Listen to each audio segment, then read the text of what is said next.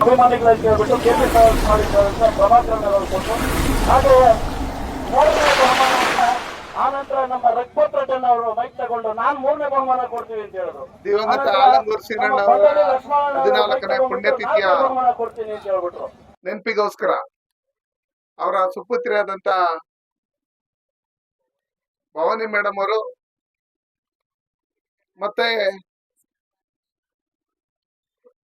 ಅಖಿಲ ಕರ್ನಾಟಕ ಸೇವಾ ಟ್ರಸ್ಟ್ ಮತ್ತೆ ಕರ್ನಾಟಕ ರಕ್ಷಣಾ ವೇದಿಕೆ ವತಿಯಿಂದ ಕ್ರಿಕೆಟ್ ಟೂರ್ನಮೆಂಟ್ ಅನ್ನ ಹಮ್ಮಿಕೊಂಡಿದ್ದಾರೆ. ಇದರ ಎಲ್ಲ ಉಸ್ತುವಾರಿಗಳನ್ನ ನಮ್ಮ ಬಾಲಕೃಷ್ಣರವರು, ಪ್ರಕಾಶ್ ರವರು, ಹರೀಶ್ ರವರು ಎಲ್ಲ ಒಪ್ಕೊಂಡು ಈ ಕಾರ್ಯಕ್ರಮಕ್ಕೆ ನಮ್ಮ ಸಹೋದರರು, ಮುಳಬಾಗಿಲ ಶಾಸಕರು, ಮಾಜಿ ಸಚಿವರು ಆದಂತ ನಾಗೇಶ್ ಅಣ್ಣವ್ರು ಇರ್ಬೋದು, ಆಲಂಗೂರು ಶಿವಣ್ಣವ್ರು ಇರ್ಬೋದು, ರಘುಪತಿ ರೆಡ್ಡಿ ಅಣ್ಣವ್ರು ಇರ್ಬೋದು, ಶ್ರೀಗಳ್ಳಿ ಸುಂದರ್, ಲಕ್ಷ್ಮೀನಾರಾಯಣ ಅವರು, ರಾಜಗೋಪಾಲ್ ರವರು, ಸುರೇಶ್ ನಾಗನಹಳ್ಳಿ ಅವರು ಇರ್ಬೋದು, ಪ್ರಕಾಶ್ ರೆಡ್ಡಿ ಅವರು ಇರ್ಬೋದು, ನಮ್ಮ ಮೈಕ್ ಶಂಕರ್, ಚಿಕ್ಕಮಣಿ ಶರಣು, ಎಲ್ಲರನ್ನು ವೇದಿಕೆ ಮೇಲೆ ಸುಮಾರು ಜನ ಇದ್ದೀರಿ. ಇವರೆಲ್ಲರನ್ನು ಭಾಗವಹಿಸಿ ಇವತ್ತು ನಮ್ಮ ಸುರೇಶ್ ನಮ್ಮ ಬಿಜೆಪಿ ನಂಗ್ಲಿ ಟೀಮ್ ಮಾಡ ನಮ್ದು ಫೈನಲ್ ಬರ್ತೈತೆ ಅಂತ ಹೇಳ್ದ. ನಾನ್ ಹೇಳ್ದೆ ಬರ್ತೀರಪ್ಪ, ನಾನು ನಿಮ್ ಟೀಮ್ ಅಲ್ಲಿ ಆಡ್ತೀನಿ ಅಂತ ಹೇಳ್ದೆ. ಬರೋಷ್ಟೊಳಗಡೆ 4ನೇ ಪ್ಲೇಸ್ಗೆ ಹೋಗ್ಬಿಟ್ಟಿತ್ತು. ನಾನು ಏನ್ ಮಾಡ್ಲಿ. ಆದ್ರೂ ಹುಡುಗರು ತುಂಬಾ ತಾಯ್ಲೂರ್ ಅವ್ರು ತುಂಬಾ ಚೆನ್ನಾಗಿ ಆಡಿದ್ದಾರೆ. ಅವರು ಫೈನಲ್ ವರ್ಗೂ ಬಂದಿದ್ದಾರೆ ಅಂದ್ರೆ ಅವ್ರು ತುಂಬಾ ಕಷ್ಟಪಟ್ಟು ಆಡಿದ್ರು. ನಾವು ಸಣ್ಣ ಪುಟ್ಟ ಹಳ್ಳಿ ಸೇವೆ ಟೀಮ್ ವರ್ಕ್ ಏನಿದೆ 11 ಜನದ ಮೇಲೆನೂ ಇರ್ತೈತೆ. ಒಬ್ಬೊಬ್ರದ್ದು ಒಬ್ಬೊಂದು ಇರ್ತೈತೆ. ನಮ್ ಏನು ಕೆಲಸ ಇತ್ತು ಅದನ್ನ ನಾವು ಮಾಡಿದ್ವಿ. ನೀನು ಕೆಲಸ ಮಾಡಿ ಆಪರೇಷನ್ ಆದ್ರೂ ಬಿಲ್ಡಿಂಗ್ ಗಿಲ್ಡಿಂಗ್ ಎಲ್ಲ ಮಾಡಿದ್ಯಾ. ಅದಕ್ಕೆ ನಾನ್ ಹೇಳೋದೇನಂದ್ರೆ ಅವಕಾಶಗಳು ಯಾವಾಗ್ಲೂ ಸಿಕ್ಕಲ್ಲ. ಸಿಕ್ಕಂತ ಟೈಮಲ್ಲಿ ಅದನ್ನ ಬಳಸ್ಕೊಂಡ್ಬಿಡ್ಬೇಕಷ್ಟೇ. ಏನ್ ಹೇಳಿ, ಇನ್ನೊಂದ್ ಮ್ಯಾಚ್ ಆಡೋಣ ಬಿಡು ಅನ್ನೋ ಲೆಕ್ಕಾಚಾರದಲ್ಲಿ ಹೋದ್ರೆ ನಮ್ಗಿನ್ನ ಚೆನ್ನಾಗಿ ಆಡಿದ್ರೆ ನಾವು ಇರಲ್ಲ ಅಲ್ಲಿ ಸೆಮಿಫೈನಲ್ 4ನೇ ಪ್ಲೇಸ್ಗೆ ಹೋಗಿರ್ತೀವಿ ಅಲ್ಲ. ಅದಕ್ಕೋಸ್ಕರ ನಂಗ್ಲಿಯವರು ತುಂಬಾ ಚೆನ್ನಾಗಿ ಆಡ್ತಾರೆ. ಮುಂದಿನ ದಿನಗಳಲ್ಲಿ ಇನ್ನೂ ಉನ್ನತ ಮಟ್ಟದಲ್ಲಿ ನಾವು ಆಲಂಗೂರ್ ಸೀನಣ್ಣವ್ರ ಬಗ್ಗೆ ಮೊದ್ಲಿಂದನೂ ಈಗಾಗ್ಲೇ ಎಲ್ಲಾರನ್ನು ಹೇಳಿದಿರಿ. ನಮ್ಮಲ್ಲಿ ಯುವಕರು ಇದಾರೆ ಸುಮಾರು ಜನಕ್ಕೆ. ಆಲಂಗೂರ್ ಸೀನಣ್ಣವರು ಈ ಮುಳಬಾಗಿಲಿಗೆ ಏನೇನ್ ಕೊಡುಗೆ ಕೊಟ್ಟಿದ್ದಾರೆ ಅನ್ನೋ ಲೆಕ್ಕಾಚಾರದಲ್ಲಿ ಗೊತ್ತಿಲ್ಲ. ಅವಕಾಶಗಳು ಸಿಕ್ಕಿದಾಗ 2 ಸಲ MLA ಆಗಿದ್ದಂತ ಸಂದರ್ಭದಲ್ಲಿ, ತೋಟಗಾರಿಕೆ ಸಚಿವರು ಮತ್ತೆ ಪೌರಾಡಳಿತ ಸಚಿವರಾಗಿದ್ದಂತ ಸಂದರ್ಭದಲ್ಲಿ ಅವರು ನಮ್ ಮುಳಬಾಗಿಲಿಗೆ ಏನೇನ್ ಬೇಕು ಅಂತ ಲಿಸ್ಟ್ ಮಾಡ್ಕೊಂಡು ಇವತ್ತು ಅಂಬೇಡ್ಕರ್ ಪ್ರತಿಮೆ ಇರ್ಬೋದು, ಅಂಬೇಡ್ಕರ್ ಭವನ ಇರ್ಬೋದು, ರೈತರ ಸಾಗುವಳಿ ಚೀಟಿಗಳು ಕೊಟ್ಟಿರ್ಬೋದು, ನೇತಾಜಿ ಕ್ರೀಡಾಂಗಣ ಅಭಿವೃದ್ಧಿ ಮಾಡಿರ್ತಕ್ಕಂಥದ್ದು, DVG ಕನ್ನಡ ಭವನನ್ನ ನಿರ್ಮಾಣ ಮಾಡಿರ್ತಕ್ಕಂಥದ್ದು, ಎಲ್ಲಾ ಅವ್ರಿಗೆ ಸಮುದಾಯ ಭವನಗಳನ್ನ ಕಟ್ಟಿರ್ತಕ್ಕಂಥದ್ದು ಇರ್ಬೋದು, ಟೊಮೊಟೊಗೆ ಬೆಂಬಲ ಬೆಲೆ ಕೊಟ್ಟಿರ್ತಕ್ಕಂಥದ್ದು ಇರ್ಬೋದು, ಶಾಲಾ ಕಾಲೇಜುಗಳ ನಿರ್ಮಾಣ ಇರ್ಬೋದು, ಗ್ರಾಮೀಣ ಪ್ರದೇಶಗಳಲ್ಲಿ 12 ಪ್ರೌಢಶಾಲೆ ಇರ್ಬೋದು, ಗ್ರಾಮೀಣ ಪ್ರದೇಶಗಳಲ್ಲಿ ಅಂದ್ರೆ ಪವರ್ ಸ್ಟೇಷನ್ಗಳನ್ನ, ಸಬ್ ಸ್ಟೇಷನ್ಗಳನ್ನ ಮಾಡಿರ್ತಕ್ಕಂಥದ್ದು ಇರ್ಬೋದು, ಮಿನಿ ವಿಧಾನಸೌಧ ಕಟ್ಟಿರ್ಬೋದು, PWD ಕಟ್ಟಡ ಇರ್ಬೋದು, ನಗರಸಭೆ ಕಟ್ಟಡ ಇರ್ಬೋದು, ಆಸ್ಪತ್ರೆ, ಸಮೂಹ ಕೇಂದ್ರಗಳು.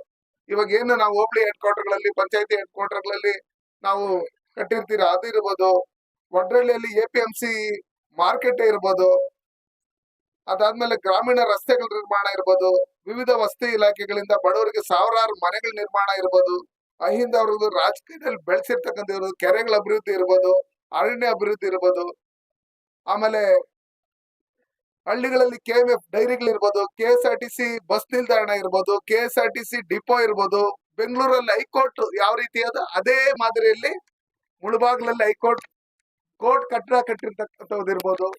ಇದನ್ನೆಲ್ಲ ಆಲಂಗೂರು ಸೀನಣ್ಣವರು ಅವ್ರ ಕಾಲದಲ್ಲೂ ಪ್ರಯತ್ನ ಪಟ್ಟು ಎಲ್ಲ ಕೆಲಸಗಳನ್ನ ಮಾಡಿ ಇವತ್ತು ಜನರ ಮನಸ್ಸಲ್ಲಿ ಉಳ್ಕೊಳ್ಳಂತ ರೀತಿಯಲ್ಲಿ ಕೆಲಸ ಮಾಡಿದ್ದಾರೆ. ಹಂಗಾಗಿ ನಾನ್ ಹೇಳೋದಿಷ್ಟೇ, ಮನುಷ್ಯನ ಜೀವನ ನೀರ್ ಮೇಲೆ ಗುಳ್ಳೆ ಇದ್ದಂಗೆ. ಎಷ್ಟ್ ದಿನ ಇರ್ತಾನೋ ಗೊತ್ತಿಲ್ಲ. ಈಗ ಇರ್ತೀರಿ, ಇನ್ ಸ್ವಲ್ಪ ಹೊತ್ತಿರೋದು ಇದಿಲ್ಲ. ಆಡ್ತಾ ಆಡ್ತಾ ಸುಮಾರು ಜನ ಸತ್ತೋಗ್ತಾರೆ, ನೋಡ್ತಾ ನೋಡ್ತಾ ಸುಮಾರು ಜನ ಸತ್ತೋಗ್ತಾರೆ, ನಗ್ನಗ್ತಾ ಸುಮಾರು ಜನ ಸತ್ತೋಗ್ತಾರೆ. ಇವೆಲ್ಲ ನೋಡಿದ್ದೀರಿ. ನಾವಿಲ್ಲಾದ್ರೂ ಶಾಶ್ವತವಾಗಿ ಉಳ್ಕೊಳ್ಳಂತ ಕೆಲಸಗಳು ಕೋಲಾರ ಜಿಲ್ಲೆಯಲ್ಲಿ ಮುಳಬಾಗಿಲಲ್ಲಿ ಮಾಡಿದ್ರೆ ಅದು ಸಾವಿರಾರು ವರ್ಷಗಳಾದ್ರೂ ಇವತ್ತು ಇತಿಹಾಸದಲ್ಲಿ ನಾವು ಉಳ್ಕೊಂತೀವಿ. ಅಂತ ಕೆಲಸಗಳನ್ನ ನಮ್ಮ ಆಲಂಗೂರ್ ಸೀನಣ್ಣವ್ರು ಮಾಡಿದ್ದಾರೆ. ಅವ್ರನ್ನ ಸದಾ ಯಾವಾಗ್ಲೂ ನೆನ್ಸ್ಕೊಂಡು ಅವ್ರದ್ದು ಏನಾದ್ರು ಒಂದೊಂದು ಕಾರ್ಯಕ್ರಮಗಳು ಮಾಡ್ಬೇಕಂದ್ರೆ ನಮ್ಮ ಡಾಕ್ಟರ್ಗೆ ತುಂಬಾನೇ, ಯಾಕಂದ್ರೆ ಅವ್ರ ತಂದೆಯವರು ಕೆಲಸ ಮಾಡಿರ್ತಕ್ಕಂಥ ಕೆಲಸಗಳನ್ನ ಹಿರಿಯರ ಜೊತೆ ಸೇರ್ಕೊಂಡು ಮಾಡ್ಬೇಕು. ಈಗ ನಾಗೇಶ್ ಅಣ್ಣವ್ರು ಹೇಳ್ತಾ ಇದ್ರು, ಆ ಪ್ರತಿಮೆಯನ್ನ ಲಿಕ್ಕಿ ಮುಚ್ಚಿಕ್ಕಿದಾಗ ನನ್ಕೊಂತರ ಬೇಜಾರಾಗುತ್ತೆ, ಏನಪ್ಪಾ ಇದು ಹಿಂಗ್ ಮುಚ್ಚಿಕ್ಕವ್ರೆ, ಇಷ್ಟೆಲ್ಲಾ ಕೊಡುಗೆಗಳು ಕೊಟ್ಟಿರ್ತಕ್ಕಂಥವ್ರು ಯಾರ್ಯಾರ ಕೆಲ್ಸಕ್ಕೆ ಬರೆದಿದ್ದೆಲ್ಲ ಪ್ರತಿಮೆಗಳು ಎಲ್ಲಂದ್ರೆ ಬಿಟ್ಟಿರ್ತಾರೆ, ಅದು ಪರ್ಮಿಷನ್ ಇಲ್ಲ, ಇನ್ನೊಂದಿಲ್ಲ ಮತ್ತೊಂದಿಲ್ಲ. ಈ ಮುಳ್ಬಾಗಲ್ಕೋಸ್ಕರ ಇಷ್ಟೆಲ್ಲ ಕಷ್ಟ ಬಿದ್ದಿರೋರ್ಗೆ ಈ ತರ ಸತಾಯಿಸಿ ಕಾಯಿಸಿ ಇದೆಲ್ಲ ಮಾಡೋದಿದೆಯಲ್ಲ, ಅದೊಂಥರ ಅವಮಾನ ಮಾಡ್ದಂಗ ಅವ್ರಿಗೆ. ಅದಕ್ಕೋಸ್ಕರ ಅದಕ್ಕೆ ಒತ್ತು ಕೊಟ್ಟು ನಾಗೇಶ್ ಅಣ್ಣವ್ರು ಅದನ್ನ ಪರ್ಚೇಸ್ ಮಾಡಿ ನಮ್ಮ ಒಕ್ಕಲಿಗರ ಸಂಘಕ್ಕೆ ಕೊಟ್ಟು ಮತ್ತೆ ಅಲ್ಲಿ ಪ್ರತಿಮೆನ ಅನಾವರಣ ಮಾಡಿದ್ರಲ್ಲ, ಅದು ನಿಜಕ್ಕೂ ಅಲಂಗೂರು ಸೀನಣ್ಣವರು ನಿಮ್ಗೆ ಇನ್ನೂ ಒಳ್ಳೇದ್ ಮಾಡ್ಲಿ. ಬರೋಂತ ದಿನಗಳಲ್ಲಿ ಮತ್ತೆ MLA ಆಗ್ರಿ. ಅಲ್ಲಿ ಮಹದೇವಪುರಕ್ಕಿಂತ ನಿಮ್ ಮುಳ್ಬಾಗಲಲ್ಲೇ ಜಾಸ್ತಿ ಜನ ಇರೋದು ಬೆಂಬಲಿಗರು, ಇನ್ನೊಂದು ಮತ್ತೊಂದೆಲ್ಲ ಅಲ್ಲಿಕ್ಕಿಂತ ಜಾಸ್ತಿ ಇಲ್ಲೇ ನೀವು ಹೆಚ್ಚಿಗೆ ಲೀಡರ್ ಜೊತೆ ಸೇರ್ಕೊಂಡು ಕೆಲಸನೂ ಮಾಡಿರೋದು. ಅದಕ್ಕೋಸ್ಕರ ನಾನ್ ಹೇಳೋದೇನಂದ್ರೆ, ನಾವೊಂದ್ಸಲಿ ಒಂದ್ ಜಾಗದಲ್ಲಿ ಗುರ್ಸ್ಕೊಂಡಿದ್ದಾದ್ಮೇಲೆ ಇನ್ನೊಂದ್ ಜಾಗದಲ್ಲಿ ಹೋಗ್ತೀರಿ ಅಂದ್ರೆ ಜನ ಅಲ್ಲಿ ಇದ್ದಾಗಲ್ಲ. ಯಾಕಂದ್ರೆ ಅಧಿಕಾರ ಇದ್ದು ಮಂತ್ರಿ ಇದ್ದು ಕೆಲಸಗಳು ಮಾಡಿದೀವಿ, ಅವಕಾಶಗಳು ಹೆಂಗ್ ಬೇಕಾದ್ರೂ ಬರ್ತೈತೆ. ಅದಕ್ಕೋಸ್ಕರ ಇಲ್ಲಿ ಎಲ್ಲಾ ಪಕ್ಷದವ್ರನ್ನು ಸೇರ್ಕೊಂಡು ಆಲಂಗೂರು ಅಣ್ಣವ್ರ ಶಿಷ್ಯರೇ, ಆಲಂಗೂರು ಸೀನಣ್ಣವರು ಅಭಿಮಾನಿಗಳೇ. ನಾನು ಅವರು ಪೌರಾಡಳಿತ ಸಚಿವರಾಗಿದ್ದಾಗ ರವೀಂದ್ರ ಕಲಾಕ್ಷೇತ್ರದಲ್ಲಿ ಒಂದು ಕೆಂಪೇಗೌಡರದ್ದು ಒಂದು ಕಾರ್ಯಕ್ರಮ ನಡೆದಾಗ ನನ್ನನ್ನು ಆಯ್ಕೆ ಮಾಡ್ಕೊಂಡಿದ್ರು. ಕೆಂಪೇಗೌಡ ಪ್ರಶಸ್ತಿ ಕೊಟ್ಟಿರ್ತಕ್ಕಂಥದ್ದು ನಮ್ಮ ಆಲಂಗೂರು ಸೀನಣ್ಣವ್ರೆ. ನಾನು ರಾಜಗೋಪಾಲ್ ಅವ್ರು ಬಂದಾಗ ನಮ್ಮ ಮನೆಯಲ್ಲಿ ಫೋಟೋ ಇತ್ತು, ಅವ್ರು ನಮ್ಗೆ ಕೆಂಪೇಗೌಡ ಪ್ರಶಸ್ತಿ ಕೊಟ್ಟಿದ್ದು. ಅದು ಸುಮಾರು ಒಂದು 20 ವರ್ಷ ಆಗಿರ್ಬೋದು. ಅವಾಗ ನಾನು ನೋಡ್ತೇನೆ, ನೋಡಪ್ಪ ಆಲಂಗೂರು ಸೀನಣ್ಣವ್ರು ನಮ್ಗೆ ಟೂರ್ನಮೆಂಟ್ ಬ್ಯಾನರ್ ಅಲ್ಲೂ ಹಾಕಿದ್ರಿ. ಅದಕ್ಕೋಸ್ಕರ ಇಲ್ಲಿ ಇರ್ತಕ್ಕಂಥ ಯುವಕರು ಸುಮಾರು ಜನ ಇದ್ದೀರಿ, ಇವತ್ತು ಆಡ್ತೀರಿ, ಅದಾದ್ಮೇಲೆ ಮನೆಗೆ ಹೋಗ್ತೀರಿ, ಎಲ್ಲ ಆಗ್ತೀರಿ. ನಿಮ್ಮಲ್ಲೂ ಯೋಚನೆ ಮಾಡ್ಬೇಕು, ನಾನು ಡಿಸ್ಟಿಕ್ ಲೆವೆಲ್ ಅಲ್ಲಿ ಆಡ್ಬೇಕು, ಸ್ಟೇಟ್ ಲೆವೆಲ್ ಅಲ್ಲಿ ಆಡ್ಬೇಕು. ಸ್ಟೇಟ್ ಲೆವೆಲ್ ಆಡ್ಬೇಕಾದ್ರೆ ಏನ್ ಮಾಡ್ಬೇಕು ಅನ್ನೋ ಲೆಕ್ಕಾಚಾರ ಆಡ್ಬಿಟ್ಟು ಸುಮ್ಮನೆ ಹೋಗೋದಲ್ಲ. ಈ ಕ್ರೀಡಾಪಟುಗಳು ಯಾರಿದ್ದಾರೆ, ಇವ್ರು ಯಾರು ಚೆನ್ನಾಗ್ ಆಡ್ತಾರ ಅವ್ರಿಗೆ ಪ್ರೋತ್ಸಾಹ ಕೊಟ್ಟು ಅವ್ರನ್ನ ಮುಂದೆ ತಗೊಂಡೋಗಂತ ಕೆಲಸಗಳನ್ನ ನಾವು ರಾಜಕಾರಣಿಗಳನ್ನು ಮಾಡ್ಬೇಕು. ಚುನಾವಣೆ ಬಂದಾಗ ರಾಜಕಾರಣ ಮಾಡಲ್ಲ. ಪ್ರತಿಯೊಂದು ಯುವಕರು ಕ್ರೀಡೆನ ಅವರು ಯಾವ್ದಾದ್ರು ಒಂದು ಕ್ರೀಡೆನ ಅವರು ಇದ್ರಲ್ಲಿ ಇಟ್ಕೊಬೇಕು. ನಾನು ಹೋದ ತಕ್ಷಣ ಏನ್ ಇವ್ರು ಆಡ್ಬಿಡ್ತಾರ 50 ವರ್ಷ ಇವ್ರ ಅಂತ ಏನೋ ತಗ್ಗದಲ್ಲಿ ಫಸ್ಟ್ ನನಗೆ ಹೇಳಿದೀನಿ ನಾನು. ಅರ್ಥ ಆಯ್ತಾರೆ. ಪ್ರತಿಯೊಂದ್ರಲ್ಲೂ ಮಕ್ಕಳಿಗೆ ಒಂದು ಕ್ರೀಡೆ ಅನ್ನೋದು ಅವ್ರ ಮೈಂಡ್ ಅಲ್ಲಿ ಫಿಕ್ಸ್ ಆಗ್ಬಿಟ್ರೆ ದುಶ್ಚಟಗಳಿಗೆ ಬಲಿ ಆಗಲ್ಲ ಅವ್ರು. ಏನ್ ಹೇಳಿ, ಬೇರೆ ಬೇರೆ ಕಡೆ ಮನ್ಸೋಗಲ್ಲ. ಒಂದು ವಾಲಿಬಾಲ್, ಒಂದು ಫುಟ್ಬಾಲ್, ಒಂದು ಕ್ರಿಕೆಟ್, ಒಂದು ಕಬಡ್ಡಿ, ಇನ್ನೊಂದು ಒಂದು ಬ್ಯಾಡ್ಮಿಂಟನ್, ಈ ಆಟಗಳು ಆಡ್ಕೊಂಡಿದ್ರೆ ಬೇರೆ ಕಡೆ ಹೋಗಲ್ಲ. ಅದಿಲ್ಲ ಅನ್ನೋ ಲೆಕ್ಕಾಚಾರದಲ್ಲಿ ಬಂದಾಗ ಬೇರೆ ಕಡೆ ಹೋದಾಗ ಅಲ್ಲಿ ಯಾರೋ ಗಾಂಜಾ ಕೊಡ್ತಾನೆ, ಅಲ್ಲಿ ಯಾರೋ ಸಿಗರೇಟ್ ಕೊಡ್ತಾನೆ, ಅಲ್ಲಿ ಯಾರೋ ಕೋಳಿ ಕೊಯ್ತಾನೆ, ಅಲ್ಲಿ ಯಾರೋ ಕೋರ್ ಕೊಯ್ತಾನೆ, ಅವ್ನ ಸಾರಾಯಿ ಕೊಡ್ತಾನೆ, ಇವೆಲ್ಲ ಕೊಟ್ಟು ಅದಕ್ಕೆ ದಾಸರಾಗುತ್ತಾರೆ. ಅದಕ್ಕೋಸ್ಕರ ನಮ್ಮ ದೇಶದಲ್ಲಿ ಯುವಕರೇ 3/4% ಇರ್ತಕ್ಕಂಥವ್ರು. ಚೈನಾಗ ಹೋಲಿಸಿದಾಗ ಚೈನಲ್ಲಿ 3/4% ಮುದುಕರವ್ರೆ, ನಮ್ಮ ಇಂಡಿಯಲ್ಲಿ 3/4% ಯುವಕರು ಇದ್ದಾರೆ. ಅದಕ್ಕೋಸ್ಕರ ಯುವಕರು ದುಶ್ಚಟಗಳಿಗೆ ಬಲಿ ಆಗದೆ ಕ್ರೀಡೆಯಲ್ಲಿ ನಮ್ಮ ಪ್ರತಿಭೆಗಳನ್ನ ಪ್ರದರ್ಶನ ಮಾಡಬೇಕು. ಈ ದೇಶದಲ್ಲಿ ನಡೆಯುತ್ತ ಕ್ರೀಡೆಗಳಲ್ಲಿ ಒಲಿಂಪಿಕ್ ಇರ್ಬೋದು, ಬೇರೆ ಬೇರೆ ನ್ಯಾಷನಲ್ ಅಂತಾರಾಷ್ಟ್ರೀಯ ಮಟ್ಟದಲ್ಲಿ ನಡೆಯುವಂತ ಕ್ರೀಡಾ ಇದ್ರಲ್ಲಿ ನಮ್ಮ ಕೋಲಾರ ಜಿಲ್ಲೆಯಲ್ಲೂ ಅದರಲ್ಲೂ ನಮ್ಮ ಮುಳಬಾಗಲಲ್ಲೂ ಒಳ್ಳೆ ಪ್ರಶಸ್ತಿಯನ್ನ ಪಡ್ಕೊಬೇಕು. ಆ ನಿಟ್ಟಿನಲ್ಲಿ ಇವತ್ತು ಪ್ಯಾರಾ ಒಲಿಂಪಿಕ್ ಕೈ ಕಾಲು ಇಲ್ದಿದ್ದವರೆಲ್ಲ ನಮ್ಮ ಕೋಲಾರ ಜಿಲ್ಲೆಯವರು ಸುಮಾರು ಜನ ಹೋಗಿ ಗೋಲ್ಡ್ ಮೆಡಲ್ಗಳನ್ನ ತಗೊಂಡಿರೋದು ನೋಡಿ. ನಮ್ಮ ಕೈ ಕಾಲೆಲ್ಲ ಚೆನ್ನಾಗೈತೆ. ಹಂಗಿರ್ತಕ್ಕಂಥ ಸಂದರ್ಭದಲ್ಲಿ ನಾವು ಕ್ರೀಡೆಯನ್ನ ಮೈಗೂಡಿಸ್ಕೊಂಡು ನಮ್ಮ ಮಕ್ಕಳಿಗೂ ದೇಶದ ಬಗ್ಗೆ, ಕ್ರೀಡೆ ಬಗ್ಗೆ, ಮತ್ತೆ ನಮ್ಮ ಮುಳಬಾಗಿಲು ಹಿಸ್ಟ್ರಿ ಬಗ್ಗೆ, ಮುಳಬಾಗಿಲಿಗೆ ಯಾರ್ಯಾರು ಏನೇನ್ ಮಾಡಿದ್ರು ಅಂತ ಹೇಳಿ ತಿಳಿದುಕೊಳ್ಳೋದ್ರ ಮುಖಾಂತರ ಶಾಶ್ವತವಾಗಿ ಜನಗಳ ಮನಸ್ಸಲ್ಲಿ ಇರುವಂತ ರೀತಿಯಲ್ಲಿ ನಾವೆಲ್ಲರೂ ನೋಡಿ ನಡ್ಕೊಬೇಕು. ಮುಂದಿನ ದಿನಗಳಲ್ಲಿ 15ನೇ ವರ್ಷದಲ್ಲಿ ನಾನು ಒಂದು ಒಳ್ಳೆ ಕೊಡುಗೆ ಕೊಡ್ತೀನಿ. ಅದು ಸೀಕ್ರೆಟ್ ಸರ್ಪ್ರೈಸ್ ಅಂತ ಹೇಳ್ಬಿಟ್ಟು ನಾಗೇಶ್ ಅಣ್ಣ ಅವ್ರು ಹೇಳವ್ರೆ. ನಾವು ನಿಮ್ ಜೊತೆಲಿ ಇರ್ತೀರಿ. ಏನು ಯಾವ್ದೇ ಕಾರಣಕ್ಕೂ ಆಲಂಗೂರು ಸೀನಣ್ಣವ್ರು ಅಂದ್ರೆ ಡಾಕ್ಟರ್ ಹೇಳಿದ್ರೆ, ಶಿವಣ್ಣವ್ರು ಹೇಳಿದ್ರೆ, ರಾಜಗೋಪಾಲ್ ಅಣ್ಣವ್ರು ಹೇಳಿದ್ರೆ, ನಮ್ಮ ಮುಖಂಡರುಗಳೆಲ್ಲಾರು ಹೇಳಿದ್ರೆ ನಾವು ಸದಾ ನಿಮ್ ಜೊತೆಲಿ ಇರ್ತೀರಿ. ಎಲ್ಲಾ ಯುವಕರು ದುಶ್ಚಟಗಳಿಗೆ ಬಲಿ ಆಗದೆ, ಬೇರೆ ಬೇರೆ ಇದಕ್ಕೆ ಹೋಗದೆ, ನಮ್ಮನ್ನ ಡೈರೆಕ್ಟ್ ಆಗಿ ಹೊಡಿಯಕ್ಕಾಗಲ್ಲ ಶತ್ರುಗಳ ಕೈದಲ್ಲಿ. ನಮ್ಮನ್ನ ಇಂಡೈರೆಕ್ಟ್ ಆಗಿ ಯಾವ ತರ ಹೊಡಿತಾರೆ, ದುಶ್ಚಟಗಳಿಗೆ ಗಾಂಜಾ, ಇನ್ನೊಂದು ಮತ್ತೊಂದು, ಅದು ಇದು ಎಲ್ಲ ವ್ಯಸನಿಗಳನ್ನ ಮಾಡಿ ನಾವು ಮುದುಕರು ಸಾಯ್ತಾ ಇಲ್ಲ. ಈ ನಡುವೆ ಯಾವ ಲೈಟ್ ಕಂಬಗಳಲ್ಲಿ ನೋಡಿದ್ರೆ ಹುಡುಗರದೇ ಫೋಟೋಗಳಿರ್ತದೆ ಸತ್ತೋಗಿರೋದು.